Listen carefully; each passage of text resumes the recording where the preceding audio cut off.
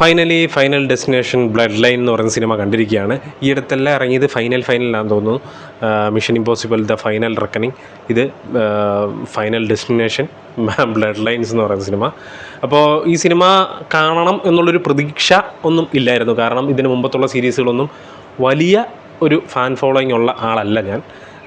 But എപ്പോഴൊക്കെയോ കണ്ടിട്ടുണ്ട് എന്ന് മാത്രമേ ഉള്ളൂ. ഒന്നാമത്തെ രണ്ടാമത്തെ ഒക്കെ മിക്സായിട്ടാണോ ഫോളോ ചെയ്താണോ കണ്ടത്, അതോ എപ്പോഴെപ്പോഴോ ഒക്കെയാണ് കണ്ടു തീർത്തത്. എനിക്ക് വലിയൊരു ക്രേസ് ഈ സീരീസിന് മേളിലില്ല.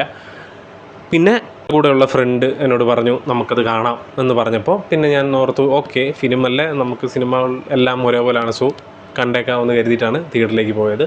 അപ്പോൾ സിനിമ കണ്ടതിന് ശേഷമുള്ള എൻ്റെ ഒരു ഒപ്പീനിയനാണിത്. എൻ്റെ പേര് അഭിജിത്ത് വിശ്വനാഥ്. നമ്മുടെ ചാനൽ ആദ്യമായിട്ടാണ് നിങ്ങൾ കാണുന്നതെങ്കിൽ സബ്സ്ക്രൈബ് ചെയ്യുക, തൊട്ടടുത്തുള്ള ബെല്ലൈക്കൺ കൂടി എനേബിൾ ചെയ്യുക.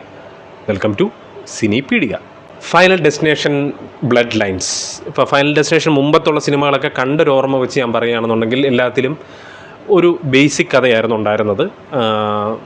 ഒരു മെയിൻ ക്യാരക്ടർ ഫ്യൂച്ചറിൽ നടക്കാൻ പോകുന്ന കാര്യങ്ങൾ പെട്ടെന്നൊന്ന് കാണുന്നു. അപ്പോൾ അതിൽ കുറേ ആൾക്കാർ മരണപ്പെടുകയാണ്. ഒരു വലിയൊരു ഇവൻ്റ് ആയിരിക്കും. അപ്പോൾ അതിൽ കുറേ ആൾക്കാർ മരണപ്പെടുന്നു. ആ മരണപ്പെടുന്ന ഒരു ഓർഡറുണ്ട്. ഓരോ ആൾക്കാർ മരിക്കുന്നത് ഇവർ കാണുന്ന ക്യാരക്ടർ കാണുന്നൊരു സംഭവമുണ്ട്. ആ ഓർഡർ അനുസരിച്ചായിരിക്കും പിന്നീട് അത് സ്വപ്നമായിരുന്നു എന്ന് തിരിച്ചറിയുന്നു. പിന്നീട് ഈ ക്യാരക്ടേഴ്സ് എല്ലാം ബൈ ഓർഡറിൽ മരിച്ചു പോകുന്നു എന്നുള്ളതാണ് ബേസിക്കകത്തുള്ള ഫൈനൽ ഡെസ്റ്റിനേഷൻ്റെ ഒരു ബേസിക് കഥ എന്ന് പറയുന്നത്. അപ്പോൾ അതിൽ നിന്ന് എന്താണ് എനിക്ക് ഈ സിനിമ കണ്ടപ്പോൾ ഒരു പുതുമ തോന്നിയെന്ന് ചോദിച്ചു കഴിഞ്ഞാൽ, ഒരു ഫാമിലി സംഭവത്തിലേക്ക് ഇതിനെ കൊണ്ടുവന്നു. ഇപ്പോൾ എല്ലാ ഫാമിലി സംഭവത്തിലേക്ക് കൊണ്ടുവരുവാണല്ലോ. അപ്പോൾ അതുകൊണ്ട് തന്നെ ഇതിനെ ഒരു ഫാമിലി സംഭവത്തിലേക്ക് കൊണ്ടുവന്നു.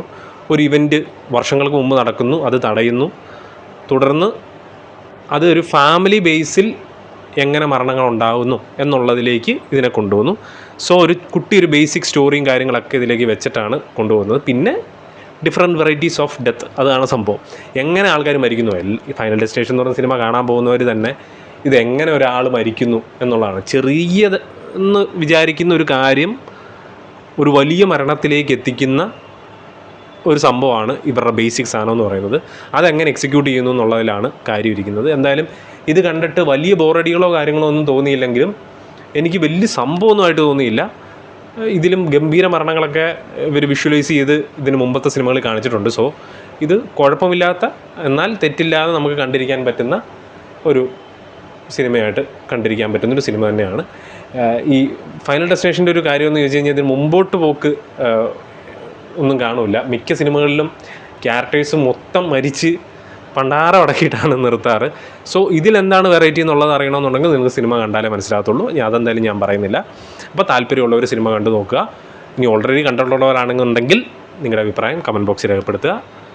അടുത്തൊരു വീഡിയോ ആയിട്ട് കാണുന്നവരെ പീസ് ഔട്ട്.